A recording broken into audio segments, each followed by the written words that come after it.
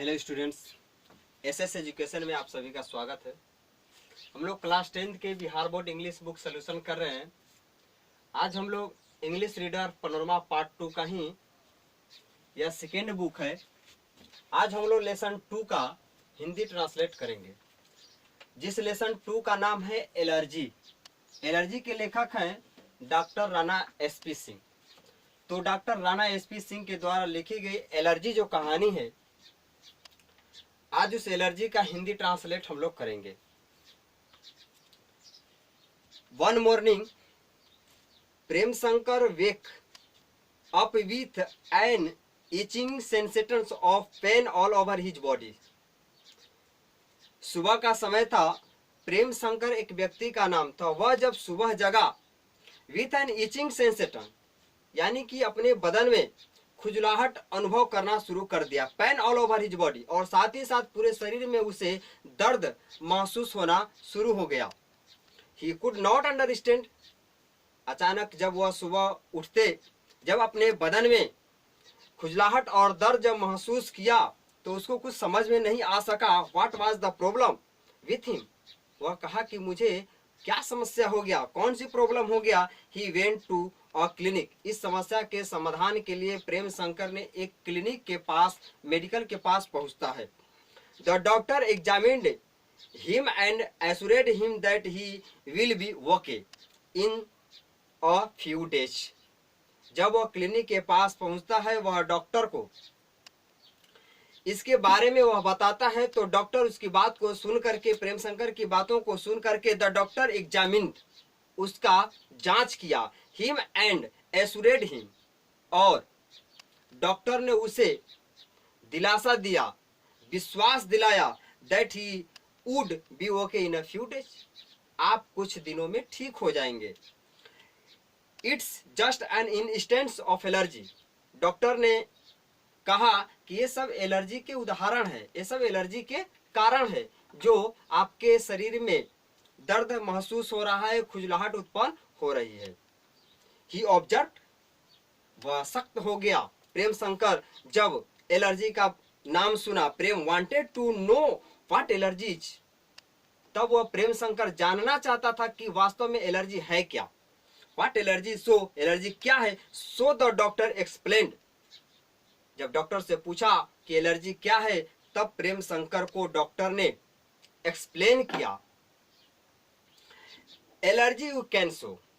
प्रेम शंकर को डॉक्टर समझाता है, कहता है कि allergy you can say, allergy को आप कह सकते हैं, is a malfunctions of the human events. यह मानवीय असंक्रमण संरचना, system causing a violent reaction against normally harmless substance in our natural environment. यानी कि वह डॉक्टर प्रेम शंकर को एलर्जी के बारे में बताता है कि एलर्जी होता क्या है। तो वह कहता है कि एलर्जी यह एक मानवीय संक्रामक है, जो एक प्रतिकूल कार्य के द्वारा यह उत्पन्न होती है।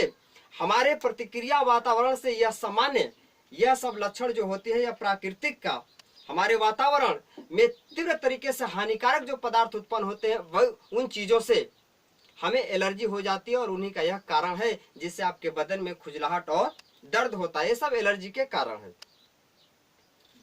यू में कॉल सब्सटेंस एलर्जी, ये सब एलर्जी की वजह से उत्पन्न होते हैं। The reaction created the inflammation which, यह प्रतिक्रिया जो होती है एलर्जी का, इसके वजह से शरीरों में कभी कभी सूजन भी हो जाता है, इन्फ्लामेशन हो जाता है। In turn can lead to a variety of the symptom such as heavy fever. कभी कभी ऐसा होता है कि जब एलर्जी आपको महसूस होने लगती है, जब एलर्जी का लक्षण आपके ऊपर उत्पन्न हो जाता है, तो कभी कभी ऐसा होता है कि आपके शरीर भारी पड़ना शुरू हो जाते हैं। साथ ही साथ बुखार आना, एक्जिमा, खुजली होना, अस्थमा, सांस की बीमारी होना, and other condition popular referred as the allergy. इस तरीके से आपके शरीर में इस तरीके की प्रक्रिया उत्पन्न हो सकती है, और ये सब के सब सारे एलर्जी के लक्षण होते हैं। There are genetic in the environmental risk factors, ये सब वातावरणीय फैक्टर होते हैं। यह वातावरण की कमी और हानियों की वजह से उत्पन्न शरीर पर होते हैं यह बीमारी। टू डेवलप एलर्जिक सिम्टम्स, जिसके वजह से जब किसी प्राकृतिक लक्षण में किसी हानिकारक पदार्थ आपके आसपास गुजरने लगते हैं, तो उनके कीटाणु पर प्रभाव करते हैं, जिसके वजह से एलर्जी के लक्षण आप पर उत्पन्न होना शुरू हो जाते हैं। One must first be expose to the specific allergist the some time build up the allergic sensitive, और उसका हम लोग अनुभव करना शुरू कर देते हैं। And then once more to trigger the allergic reaction, यह बहुत तेज से प्रतिक्रिया करता है। इन्वायरमेंटल फैक्टर्स, एक शब्द में कहें तो यह सारे के सारे इन्वायरमेंटल फैक्टर होते हैं, such as smoking and pollution.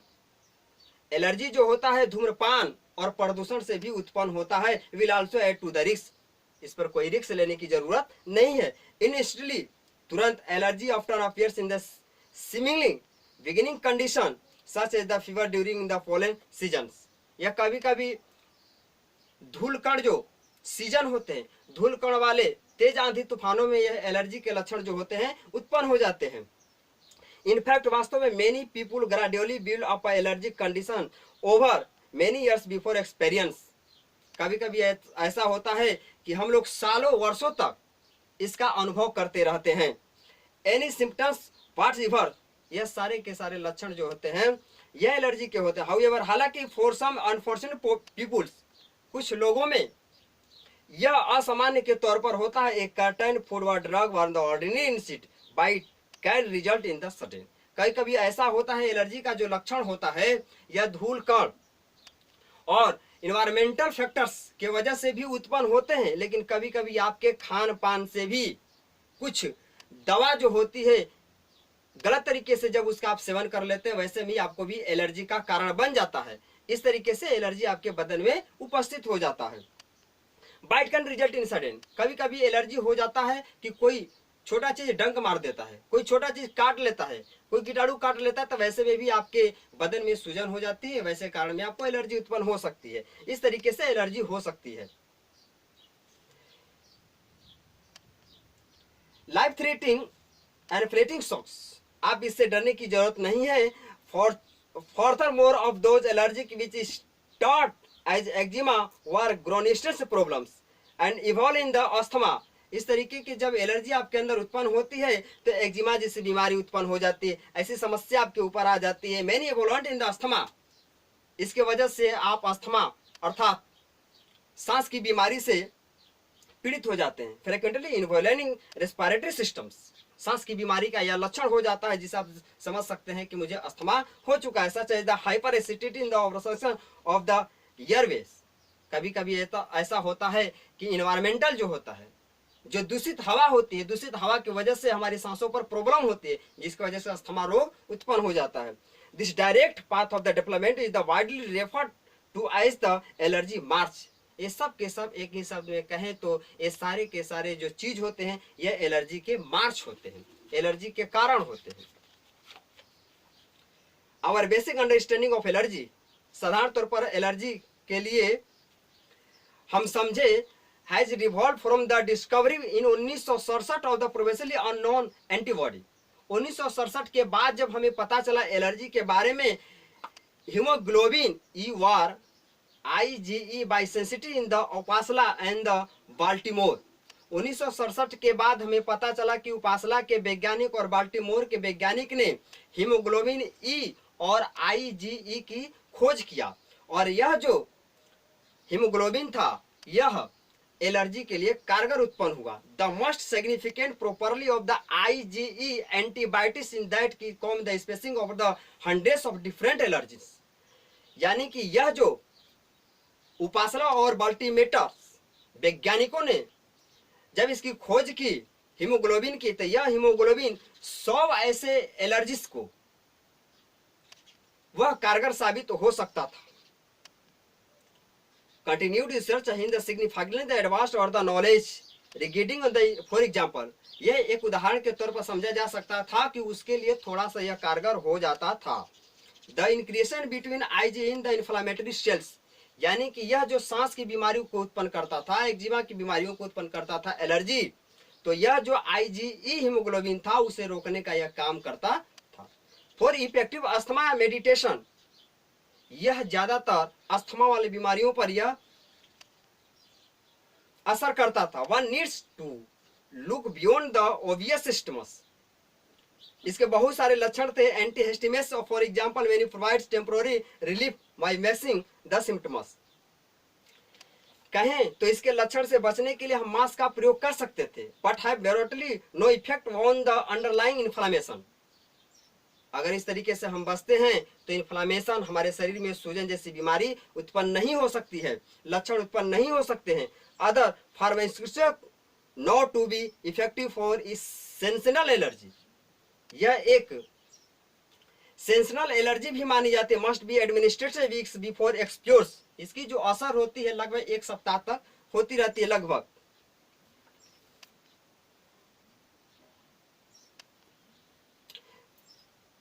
The clinic use the inhaled steroids in the currently gaining ground due to their anti-inflammatory effects. यह ज्यादातर हमारे शरीर में सूजन उत्पन्न करने का काम करता था। Although overmented may have serious side effects, यह हमारे शरीर को गंभीर रूप से प्रभावित करता था। To ensure the lowest effective doses throughout the treatment, the laboratory can periodically monitor in the coherence in the serum of ECP released for the inflammatory cells. जब हमें एलर्जी के मुख्य कारण जो उत्पन्न होते थे तो कभी कभी हमारे बदन में, हमारे शरीर में छोटी छोटी फुंसी टाइप की हो जाती थी, जिसमें से ईसीपी निकलता था। ईसीपी का मतलब कि मवाज या पीप जैसे कहते हैं, उस तरीके से निकलता रहता था। हमें उसकी देखभाल करनी चाहिए।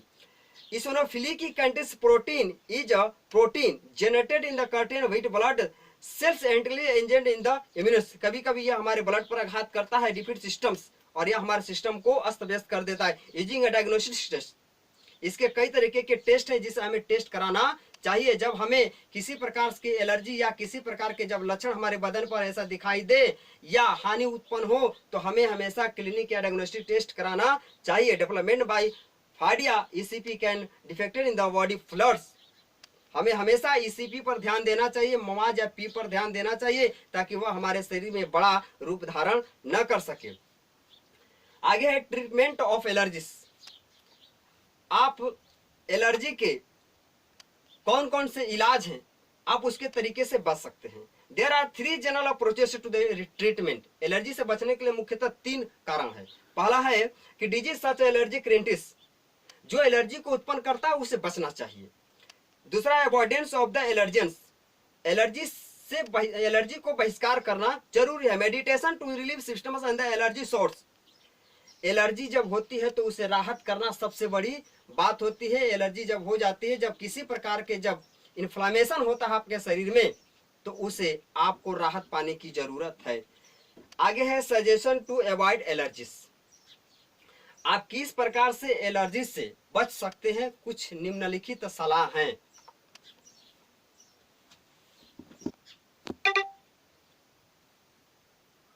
चलिए तो हम देखते हैं suggestion to avoid allergies.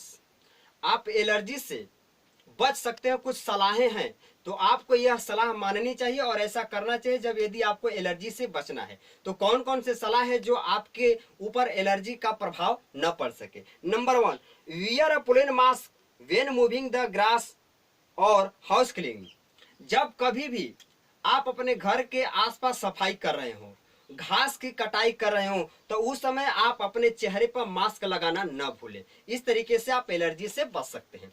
Number 2, stay endorse in the morning, सुबह के समय अपने द्वार पर रहें, अपने घर पर उपस्थित रहें। When the pollen counts is in the highest and on the wind days, जब कभी समय जब तेज आंधी तूफान आए तो उस समय आपको अपने घर पे उपस्थित होना चाहिए, ताकि इन्वायरमेंटल जो इफेक्ट्स होता है, जो आंधी तूफान की गंदगी हवा जो होती है, आपके अस्थमा को प्रभावित न करे। इस प्रकार से बचने के लिए, एलर्जी से बचने के लिए आपको stay endorse in the morning, सुबह के समय आपको दरवाजे या घर के अंदर रहना चाहिए।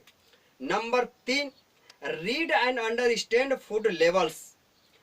खाना खाते समय भोजन की कोई भी सामग्री यदि आप प्रयोग कर रहे हैं तो सबसे पहले उसे पढ़ो, उसे जानो कि यह हमारे लिए लाभदायक है कि नहीं। For people with food allergy, कभी कभी एलर्जी का कारण फूड भी बन सकता है, खाना भी एलर्जी का कारण बन सकता है। यदि खराब खाना खाते हैं, खराब खाना इस्तेमाल करते हैं तो वह एलर्जी का कारण बन सकता है। इसलिए खाना कभी भी खाते समय उसे ध्यान पूर्वक समझ ले, जान ले कि वह खाना मेरे लिए सुटेबल है या नहीं है। नहीं तो यह भी एलर्जी का कारण हो सकता है। Number next, keep Windows and doors close during heavy pollution session. जब अधिक आंधी तूफान आए तो अपने घर के दरवाजों और खिड़कियों को बंद कर दे ताकि बाहरी धूल कण जो है आपके घरों में प्रवेश न कर सके। Number next, rid the home of indoors plants and other source of wild way. कुछ ऐसे पौधे होते हैं जो आपके घर के आसपास ज्यादा मात्रा में उपलब्ध होते हैं, वैसे आपके घर के आसपास ज्यादा मात्रा में पेड़ों का होना उचित नहीं है। Don't allow danger crossing animal in the house. जो भी खतरनाक जानवर हैं जो आपके लिए हानि पहुंचा सकते हैं, वैसे जानवरों को आप अपने घर के से दूर रखिए। Number next, change feather pillows, woollen blankets and clothing to cotton व सिंथेटिक मटेरियल्स। हमेशा अपने तकियों को, उलेन जो ब्लैंकेट होते हैं, जो ऊनी कंबल होते हैं, जो कटन के कपड़े होते हैं, उनको हमेशा आप सिंथेटिक मटेरियल बनाइए, उसे हमेशा परिवर्तित करते रहना चाहिए। इसे भी आप एलर्जी से बच सकते हैं। Includes matters box spring and pillow in the plastic barriers cloth.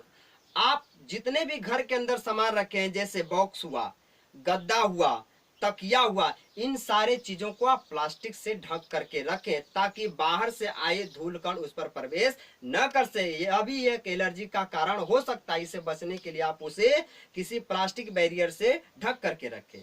Number next, wash sheets, mattress, pad, blankets weekly in hot water. आपके घर में उपस्थित चादर हो, गद्दा हो, तकिए हो, कंबल हो, इन सारे चीजों को कम से कम सप्ताह में एक बार 130 डिग्री फ़ारेनहाइट गर्म पानी पर इसे उबाल करके साफ कर लेना चाहिए। Number next, remove carpets and और फ्लैशेज फर्नीचर। कालीन हो, उस तरीके से फर्नीचर हो जो उपयोगी होते हैं, उसे घर के अंदर आसपास रखें, या अर्थात अनुपयोगी हैं, ज्यादा मात्रा में अपने घरों में फर्नीचर के कामों को न रखें, सामानों को न रखें। Number last, use acaricides, chemical that kills house dust mites व टैनिक एसिड सॉल्यूशन। आप हमेशा अपने घर के आसपास एक केमिकल एसिड का छिड़काव करते रहें ताकि आसपास के कीटाणु आप पर इफेक्ट न पहुंचा पाए। इस प्रकार से आप एलर्जी से बच सकते हैं। तो यह मुख्यतः कुछ बातें थी जिससे आप एलर्जी से बच सकते हैं।